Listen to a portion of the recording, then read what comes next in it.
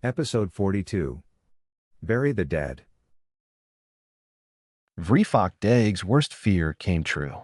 The beer bottle stirred on the post distiller, his feet put up on the auto-adjusting lounge chair, and the daily news projection from the assembly world turning the living room into the assembly chamber plaza. A ring at the front door. Old and dissonant, the chime announced the unannounced, surprise company, the bane of peace in this galaxy. His wife entered the living room. Frey, there you are. You have visitors. It's Mom Day. His wife looked at the post distiller, its whirring noise winding down after Vriishany had turned it off. It doesn't look like you were planning to acknowledge Mom. On the contrary, it's her day, and she's probably working overtime with all those prayers coming her way. She and I are going to have a sip of calming distillate. That's blasphemy, he sighed. Who's at the door? Two lovely young women. They claim to be the Shajis of Aludash and the daughter of Kelchada. Right? Of course. I assume the ghost of Nazcash the subjugator dropped them off. His wife didn't smile. She seemed serious about her statements, but how could she be? You know what's blasphemy? Interrupting a man's quiet evening with outlandish claims. Especially since Kelchada, as Cheap's most famous son, was just declared dead today. Hello, said a child's voice. The girl standing in the wide door frame of the Deeg family's home looked exactly like in the news reports. Reports about the religious leader of Aludash canceling several of her public appearances because of health concerns. The girl in Vriishany's house looked quite healthy. Vriishany. A young woman appeared behind the girl. I'm so sorry. She doesn't understand the concept of private property yet. She's not been outside her own home for a while and assumes all buildings are hers to explore. Don't you worry, my little Shugreek, Vriishany heard his wife say. Make yourselves at home. I'll leave you in the hands of my husband, maybe not a capable host, but a talented lawyer. These ladies have business to discuss. Vriishany stared after his wife, leaving him with the visitors, having called the Shajis of Alud sweetheart. He didn't have any beer yet, but he felt lightheaded. Please take a seat, he shook his head. What is the plural of Shajis? Call me Linuka. We need your legal expertise. Vriishany sat down. I represented Kelchada before a military tribunal, which used to be my specialty. The younger girl wiggled her legs and stared at him as if awaiting a story of daring solar sailor legends. I don't know if I can help you. You are the only lawyer we know, said the young Shajis. Vriishany gave her a smile. Well, I was hoping you came here because I was the best.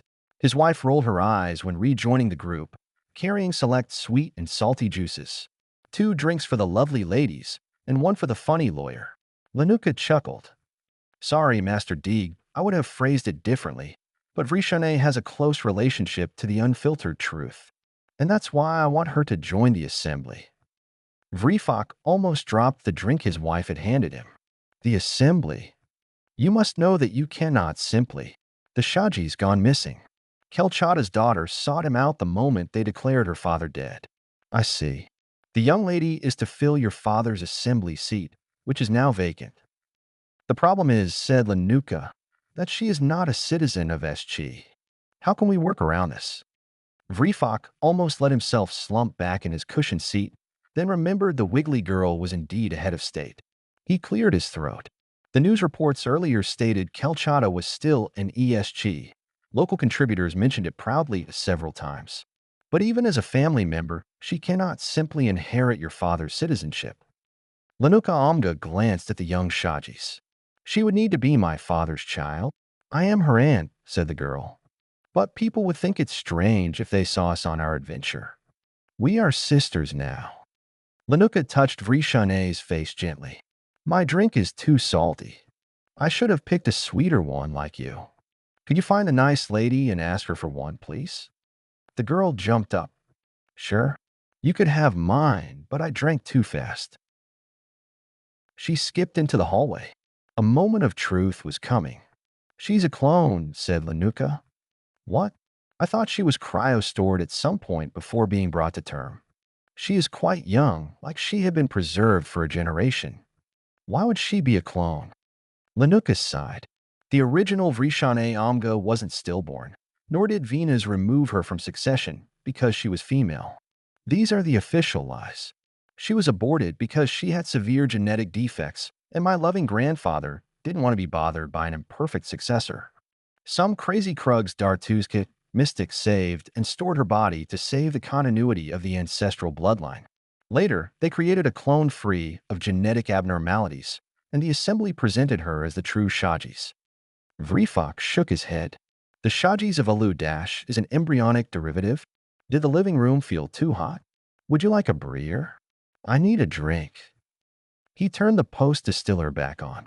Lady Omga, I don't ask about personal reasons, like why would you push for your replacement of questionable ethical background to become even more powerful? So I'll leave you with a bleak legal assessment.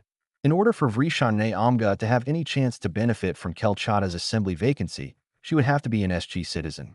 To inherit citizenship, she needs to be his legal child. How does this help? He's too dead to adopt her. No, he cannot, said Vriishany. But you can. Linuka Omga looked at the breer bottle, as if reconsidering his offer. I'm listening.